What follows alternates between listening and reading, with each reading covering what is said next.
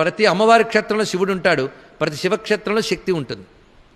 చిత్రం ఏంటంటే శివుడు జ్యోతిర్లింగంగా ఉండక్కర్లేదు, కానీ శక్తిపీఠాలన్నింటిలో శివుడు ఉన్నాడు నిన్ననే చెప్పుకున్నాం మనం.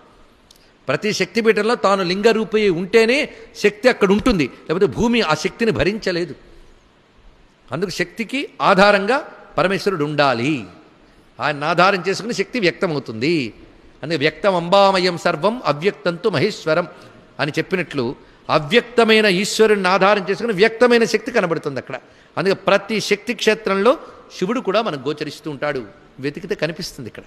అందుకు బాలబ్రహ్మేశ్వరుడు అని పేరు ఎందుకు వచ్చింది అంటే, బ్రహ్మదేవుడు తుంగభద్రా నదీ తీరంలో తపస్సు చేస్తూ ఉంటే ఆయనకు ఈశ్వరుడు బాలరూపంలో గోచరించాడు అక్కడ మొట్టమొదటిగా.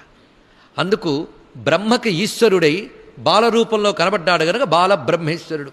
ఎందుకంటే ఈయన పరబ్రహ్మ, పంచబ్రహ్మరూపుడు, బ్రహ్మ